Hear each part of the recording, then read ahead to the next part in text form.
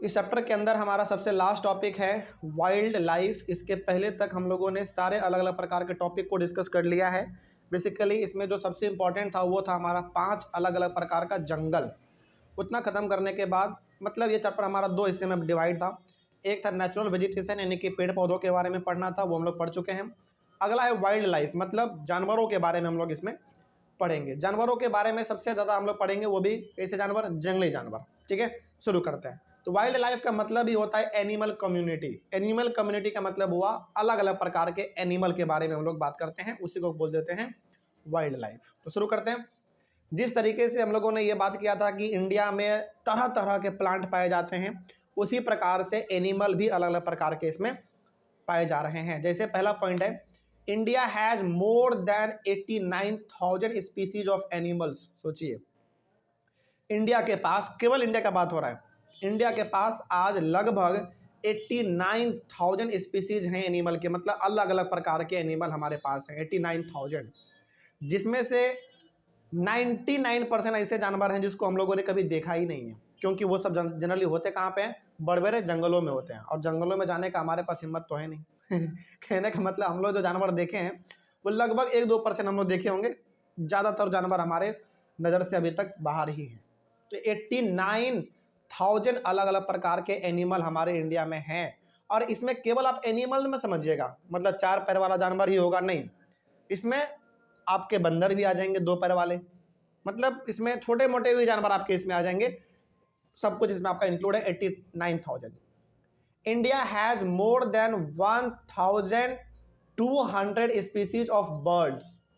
पक्षी के बारे में बात करें तो इंडिया के पास 1,200, लगभग 1,200 से ज़्यादा अलग अलग प्रकार के पक्षी हैं इंडिया में, सोचो। और यदि पूरे वर्ल्ड का बात करें तो 13% पूरे वर्ल्ड का, मतलब यदि पूरी दुनिया में 100% बर्ड है तो 13% अकेला बर्ड इंडिया में है। इसके पीछे का सबसे बड़ा रीज़न ये है कि यहाँ पे पेड़ पौधे बहुत सारे हैं। देखो, पक्षियों को रहने के लिए क्या चाहिए, जंगल, और वैसा जंगल हमारे इंडिया में बहुत है, भरपूर है। तो इंडिया के पास 1,200 अलग अलग प्रकार के पक्षी हैं, और पूरे वर्ल्ड का बात करें तो वर्ल्ड का 13% पक्षी केवल और केवल इंडिया में, जो कि बहुत बड़ी बात है हमारे लिए। अगला है, India has about 2,500 species of fish. India के पास लगभग 2,500 अलग अलग प्रकार के मछली हैं। अब ये मछली कहाँ हो सकते हैं, इंडिया के अलग अलग प्रकार के नदियों में हो सकते हैं, तालाब में हो सकता है, या फिर आप बोल सकते हैं इंडियन ओशन, क्योंकि इंडियन ओशन भी किसका है, इंडिया का ही है, तो वो भी हमारा हिस्सा है। उसी प्रकार से आप अरेबियन सी बोल सकते हैं, बे ऑफ बंगाल बोल सकते हैं। इन सभी जगहों पे मिला के इंडिया के पास लगभग 2,500 अलग अलग प्रकार के मछली भी हैं। ठीक है, और यदि बात करें पूरे वर्ल्ड का तो 12% वर्ल्ड का मछली केवल और केवल भारत के पास है। 12%, बहुत बड़ी बात है ये। लगभग 200 के आसपास हमारा वर्ल्ड में कंट्री है, जिसमें से अकेला इंडिया के पास 12% मछली है, सोचो, तो बहुत बड़ी बात है ये। ठीक है, आगे, also India has about 5 to 8% of the world's total amphibians, reptiles and mammals. यहाँ तक यदि हम लोग बात करें, इंडिया के पास लगभग 5 से लेकर 8% पूरी दुनिया का रेप्टाइल्स भी हैं, मैमल्स भी हैं, एम्फीबियंस भी हैं। अच्छा, मैमल्स का मतलब तो समझ में आता है, बेसिकली जानवर 4 पैर वाले। रेप्टाइल का मतलब रेंगने वाला, जैसे सांप वगैरह आप ले सकते हैं, है ना, अर्थवॉर्म में सब ले सकते हैं। एम्फीबियंस का मतलब क्या होता है, बता सकते हैं आप में से कोई? एम्फीबियंस का मतलब जो पानी में भी रहते हैं और जमीन पे भी रहते हैं, है ना, इसको हम लोग कहते हैं एम्फीबियंस, शायद इसी को कहते हैं। ठीक है, तो इस प्रकार का इंडिया के पास 5 से 8% है पूरी दुनिया का। मोटा मोटी आप कह सकते हैं इन 3-4 पॉइंट को पढ़ने के बाद कि इंडिया के पास एनिमल का कोई कमी नहीं है, बहुत सारे हैं। ठीक है, आगे उसके बाद है, elephants are found in the forest of Assam, Karnataka and Kerala.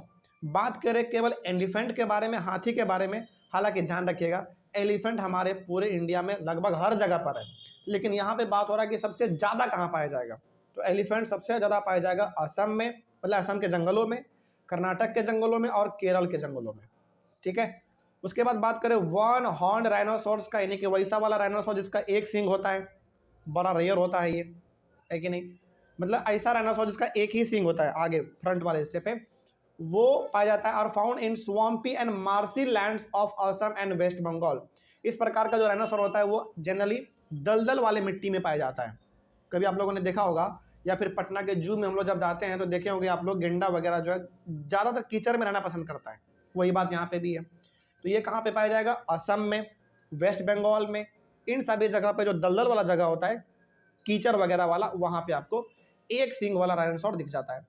फिर बात करें वाइल्ड एस के बारे में, यानी कि जंगली गधा के बारे में, एंड और कैमल के बारे में, तो ये पाया जाएगा और found in the Rann of Kutch and the Thar desert, यानी कि ये राजस्थान वाले साइड में ज़्यादातर ये आपको दिख जाता है, वेस्ट साइड में, इंडिया के वेस्ट साइड में, गुजरात हो गया, उसके बाद फिर आपका ये राजस्थान हो गया, है ना, गुजरात, राजस्थान, इन सभी जगहों पर आपको वाइल्ड एस और कैमल ज़्यादा देखने को मिलते हैं। उसके बाद है इंडियन बेसन नीलगाई, नीलगाई का मतलब होता है ब्लू बुल। उसके बाद है चौसिंघा, जिसको हम लोग फोर हॉर्न एंटीलोप बोलते हैं। उसके बाद है gazelle and different species of deer are some other animals found in India. कहने का मतलब ये भी कुछ अलग अलग प्रकार के एनिमल हैं हमारे पास जो कि इंडिया के अलग अलग जगहों पर पाया जाता है, ठीक है। Several species of monkeys are also found in India.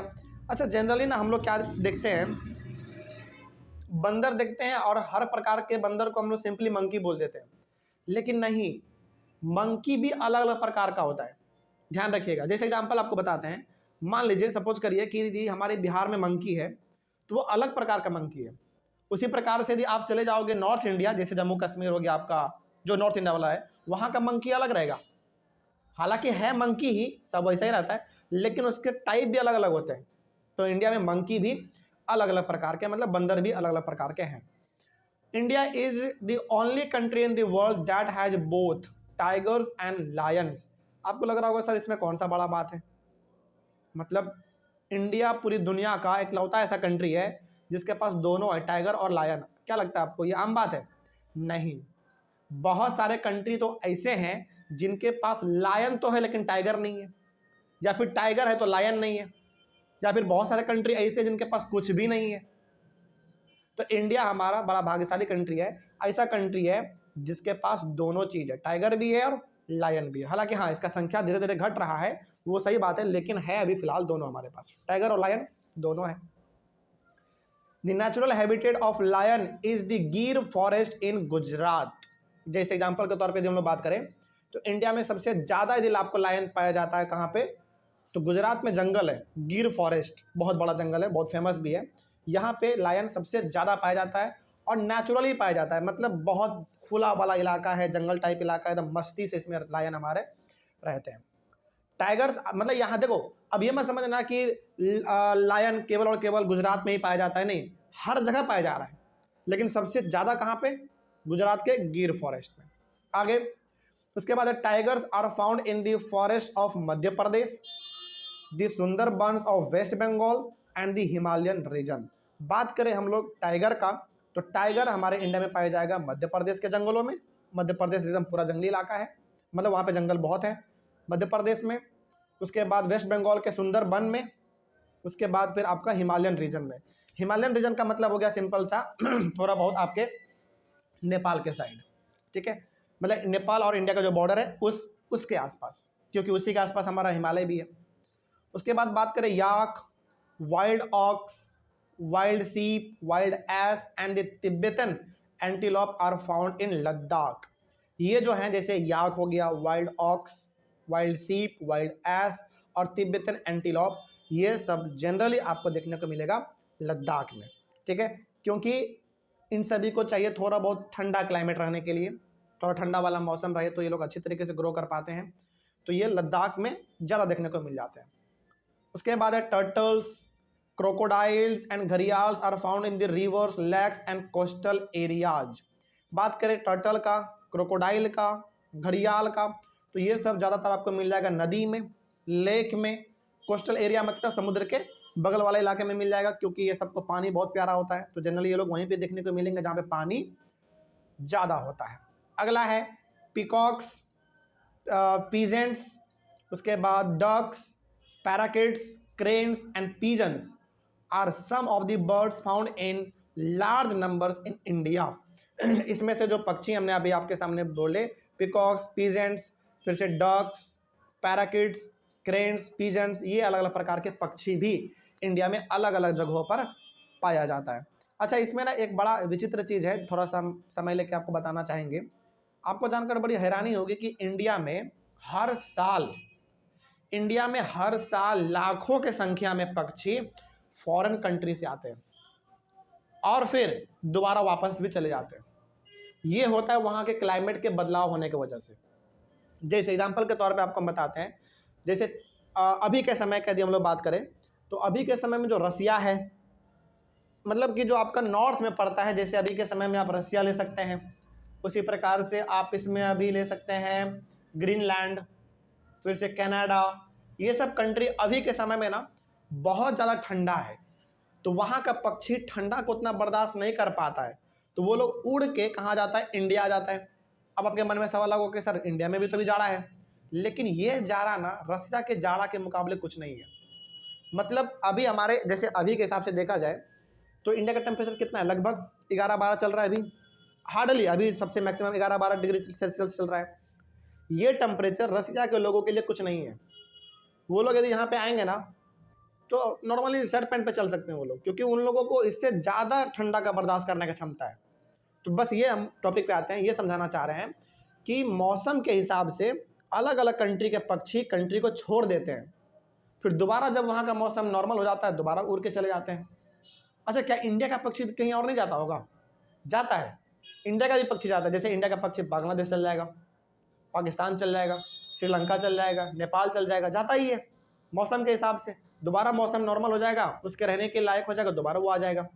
तो ये मूवमेंट चलता रहता है। ठीक है, आगे उसके बाद है every species has a role to play in the ecosystem. अब देखो, हालांकि ये सही बात है कि धीरे धीरे पक्षियों का संख्या हो, मतलब पक्षियों का प्रजाति हो, चाहे एनिमल का प्रजाति हो, चाहे मछली का प्रजाति हो, धीरे धीरे खत्म हो रहा है। जैसे एग्जाम्पल के तौर पे हम लोग यदि बात करें तो आज के ज़माने में डायनासोर नहीं है हमारे पास।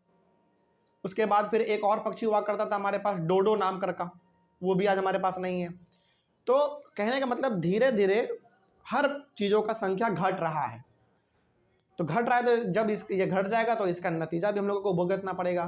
तो यहाँ पे आप ओवरऑल ये कह सकते हैं कि हर प्रकार के पक्षियों का, हर प्रकार के जानवरों का हमारे इकोसिस्टम मतलब हमारे माहौल में होना जरूरी है, तभी जाकर हमारा एक हेल्दी इन्वायरमेंट हो पाएगा। एक स्टडी के मुताबिक तो ये भी बताया गया है कि यदि इस पृथ्वी से चींटी गायब हो जाएगा तो इस पृथ्वी को गायब होने मतलब ख़त्म होने में बहुत कम वक्त लगेगा। कहने का मतलब हुआ कि यदि आप इस पृथ्वी पर से चींटी गायब कर दें, चींटी मतलब छोटे मोटे एंट जो होते हैं, जिसको आप गायब कर दें तो हमारा धरती भी बहुत जल्दी खत्म हो जाएगा। अब सवाल है कि सर चींटी के गायब होने की वजह से हमारा धरती कैसे खत्म होगा? बिल्कुल होगा। चींटी बहुत अच्छा काम करता है किसी भी चीज़ को डिकम्पोज करने में, किसी भी चीज़ को सड़ाने में, गलाने में। समझ आ रही है बात? जैसे एग्जाम्पल के तौर पे आप इसको ऐसे समझिए, जंगलों में जब कोई जानवर मरता है 4-5 दिन के बाद वो अचानक वहाँ से गायब हो जाता है। 4-5 दिन नहीं तो कम से कम महीनों दिन के बाद उसका पूरा बॉडी उधर से खत्म हो जाता है। कहाँ गया वो सब चीज़? चींटी वगैरह सब मिलकर उसको खा के ख़त्म कर दिया। यदि वो नहीं रहता तो आज आप किसी भी जंगल में जाते और जंगल बड़ा बदबूदार महकता है क्या? आज नहीं महकता, क्योंकि वो सब डिकम्पोज करने का काम करता है। तो कहने का मतलब हर प्रकार की चीज़ों का हमारे इन्वायरमेंट में होना जरूरी है, वो भी सही मात्रा में। ठीक है, वही बात यहाँ पे लिखा हुआ था। Hands conservation is essential. तो हम लोग कह सकते हैं कि कंजर्वेशन बड़ा जरूरी है, मतलब किसी भी चीज़ को बचा के रखना बहुत जरूरी है, चाहे वो प्लांट हो चाहे एनिमल हो, सबको बचा के रखिए आने वाले समय के लिए। उसके बाद है due to excessive exploitation of the plants and animals by human beings the ecosystem has been disturbed. लेकिन हम लोग क्या कर रहे हैं? हम लोग अपने हिसाब से प्लांट का, एनिमल का गलत तरीके से इस्तेमाल कर रहे हैं। गलत तरीके से इस्तेमाल करने का मतलब हुआ प्लांट को अंधाधुंध काट रहे हैं, एनिमल जो खत्म होने के कगार पे है उसको बचाने के बजाय उसी को नष्ट करने के पीछे पड़े हुए हैं। ऐसा नहीं करना चाहिए। तो कहने का मतलब यहाँ पे साफ ये है कि हम ह्यूमन बीइंग ही वो हैं जो इन सभी को खत्म करने का जिम्मेदारी ले लिया है, जो कि नहीं करना चाहिए। ऐसा इकोसिस्टम इससे डिस्टर्ब होता है, कहीं ना कहीं इसका भुगतना हम इन लोगों को नतीजा पड़ेगा। अगला है point, about 1300 plant species are endangered and 20 species are extinct. सोचो, बहुत ही खतरनाक बात यहाँ पे लिखा हुआ है। आज इंडिया में लगभग आज 1300 प्लांट जो है वो इंडेंजर्ड स्पीसीज हैं। इंडेंजर्ड का मतलब हुआ कि आज इंडिया में 1300 ऐसे प्लांट हैं जो खत्म होने के कगार पे है। खत्म हुआ नहीं है, खत्म होने के कगार पे है। सोचो, मतलब इसके लिए इस प्रकार के प्लांट को नहीं बचाया गया तो एक समय में वो खत्म हो जाएगा। 1300 प्लांट, सोचो, एक दो नहीं, 1300, और जिसमें से 20 तो ऐसे हैं जो पूरी तरीके से खत्म ही हो चुके हैं। एक्सटेंट का मतलब पूरी तरीके से खत्म हो चुके हैं। तो आने वाले समय में ये संख्या और बढ़ेगा। तो इन सभी को बचाने के लिए, मतलब बचाने का बहुत ज़्यादा जरूरत है। Few animal species are also endangered and सब हैव बिकम एक्सटिंक्ट। कुछ एनिमल भी ऐसे हैं जो खत्म होने के कगार पे हैं, मतलब खत्म हो जाएगा यदि उनको नहीं बचाया जाएगा तो। और कुछ तो ऐसे एनिमल है जो पूरी तरीके से खत्म ही हो गए हैं। ठीक है, चलिए आगे बात करते हैं। उसके बाद है the main cause behind the destruction of plant and animal species are. अब सवाल है कि सर आखिर इतने बड़े लेवल पे प्लांट एनिमल गायब हो रहे हैं, खत्म होने के कगार पे है, तो इसके पीछे का रीजन क्या है? क्या अपने आप खत्म हो जा रहे हैं? नहीं, कुछ तो रीजन होगा, वही रीजन पढ़ते हैं। पहला रीजन है hunting of animal bye hunters. पहला है शिकार करने वाले लोग अंधाधुंध तरीके से एनिमल का शिकार कर रहे हैं। हालांकि आज के ज़माने में क्या है, सरकार बहुत ज़्यादा इस चीज़ को लेकर सतर्क है। अलग अलग प्रकार के नियम कानून भी है। जंगल को नहीं काटना है, पेड़ पौधों को नहीं नुकसान पहुंचाना है, जानवरों को नहीं मारना है। लेकिन बहुत सारे लोग आज भी जंगलों में चोरी छुपे घुस जाते हैं और जानवरों का शिकार कर लेते हैं, मार देते हैं, उनके बॉडी पार्ट्स को मार्केट में जाके बेच देते हैं प्रॉफिट कमाने के लालच में। तो ये चीज़ कहीं ना कहीं रोकना पड़ेगा। ठीक है, तो पहला नुकसान जो हो रहा है हमारे एनवायरनमेंट को, वो हो रहा है जानवरों का शिकार करने की वजह से। तो इसको रोकने की जरूरत है। दूसरा है pollution due to chemical and industrial waste. देखो, पॉल्यूशन का जो नुकसान होता है पॉल्यूशन से, वो केवल ह्यूमन बींग पे नहीं होता है, एनिमल पे भी होता है, प्लांट पे भी होता है। समझ में आ रही है बात? तो पॉल्यूशन भी एक बहुत बड़ा रोल प्ले करता है हमारे एनवायरनमेंट को खराब करने में, एनिमल को भी और प्लांट दोनों को। इस पे भी कंट्रोल करने की जरूरत है। अगला है deposition of acid by industry. बहुत बड़े बड़े इंडस्ट्री हैं जो कि सिंपल सा अपने इंडस्ट्री के एसिड को ऐसे ही कहीं भी बहा दे रहे हैं, नदी में, नाले में, समुद्र में, ऐसे ही बहा दे रहे हैं। तो वहाँ पे क्या हो रहा है, जैसे मान लीजिए कोई इंडस्ट्री है जो समुद्र के बगल में, एसिड वाला पानी है, काम करके बचा, उसको बिना ट्रीटमेंट किए सीधे समुद्र में बहा दे रहे हैं। इससे क्या होगा, एक्वेटिक एनिमल को नुकसान पहुंचेगा। समझ आ रही है बात? इससे फिश का जो स्पीसीज है वो घट जाएगा। तो ऐसा नहीं करना चाहिए। अगला है cutting of forest in large number. ये तो खैर लंबे समय से चलता आ रहा है और आज भी चल रहा है। मतलब कि सरकार अपने ज़रूरत के लिए क्या करती है, बड़े लेवल पे जंगलों को काट दे रही हैं। वो जंगल हो सकता है रोड बनाने के लिए काट रही हो, या फिर बीच से रेलवे लाइन गुजारना हो, या फिर हाईवे बनाना हो, कुछ भी करना हो, तो जंगल भी बड़े लेवल पे कट रहा है। तो ये सब ऐसे कुछ कारण है जिसके वजह से हमारा एनिमल और प्लांट दोनों खत्म होने के कगार पे पहुंच रहा है। अगला है, अब सवाल है कि इन सबको बचाया कैसे जाए। केवल बुराई करने से तो नहीं होगा, इसके बारे में सोचना भी पड़ेगा कि कैसे बचाना है। तो to protect the flora and fauna, यानी कि प्लांट और एनिमल को जब आपको बचाना है तो the government has taken many steps. तो बचाने के लिए ऐसा नहीं है कि सरकार कदम नहीं उठा रही है और समय समय पर इसमें इंप्रूवमेंट भी सरकार कर रही है। तो उसके बारे में कुछ हम लोग पॉइंट देख लेते हैं। पहला है 14 biosphere reserves have been set up in the country to protect flora and fauna. यानी कि 14 ऐसे अलग अलग प्रकार के बायोस्फीयर रिजर्व बना दिए गए हैं। बायोस्फीयर रिजर्व का मतलब हुआ 14 ऐसे बड़े बड़े जगह को प्रोटेक्ट कर दिया गया है पूरी तरीके से कि कोई भी आदमी उस जंगल में जाएगा नहीं, पेड़ को काटेगा नहीं, कोई भी जानवर को मारेगा नहीं। 14 ऐसे जगह हैं जिनको सरकार अपने नज़र में स्पेशल तरीके से रखे हुए हैं। हालांकि छोटा मोटा जगह तो है ही सरकार के नज़र में, लेकिन 14 ऐसे जगह हैं जो बहुत बड़े बड़े जगह हैं, बड़े बड़े जंगल, उसको सरकार अपने स्पेशल कंट्रोल में रखे हुए हैं। समझ में आ रही बात? और उसमें अलग अलग प्रकार के फॉरेस्ट गार्ड हो गए हैं, है ना, सब निगरानी उसमें चलता रहता है। अब तो जैसा कि न्यूज़ में आ रहा है, अब तो सरकार जंगलों का जो देख रेख कर रहे हैं वो बहुत अच्छे तरीके से कर रहे हैं। किस रूप में? बड़े बड़े जो पेड़ होते हैं जंगलों में, उसके ऊपर सीसीटीवी कैमरा लगा दे रहे हैं। शायद आप लोगों ने सुना भी होगा न्यूज में, सीसीटीवी कैमरा या फिर ड्रोन से उसका निरीक्षण करना, देख रेख करना, ये सब भी कर रहे हैं। कहने का मतलब सरकार भी अपने तरफ से कोशिश कर रहे हैं। अगला है financial and technical assistance is provided to many botanical gardens by the government since 1992। Financial और टेक्निकल, इसका मतलब हुआ बहुत सारे अलग अलग सिटीज में अब आप देख पा रहे होंगे कि जू बन रहे हैं। एग्जाम्पल आपका सबसे अच्छा लेते हैं हम लोग अपना पटना का जू। पटना का जू क्या लगता है आपको कि केवल और केवल इसको मतलब लोग आएंगे देखने के लिए बनाया गया? बस नहीं, पटना का जू दो चीजों के लिए फेमस है। पहला, अच्छा आपने कभी गौर किया है कि पटना का जू इसी जगह पर क्यों है? कहीं और भी हो सकता था ना, इसी जगह पर क्यों है? इसलिए है क्योंकि ये इलाका बहुत ही हाईटेक इलाका है।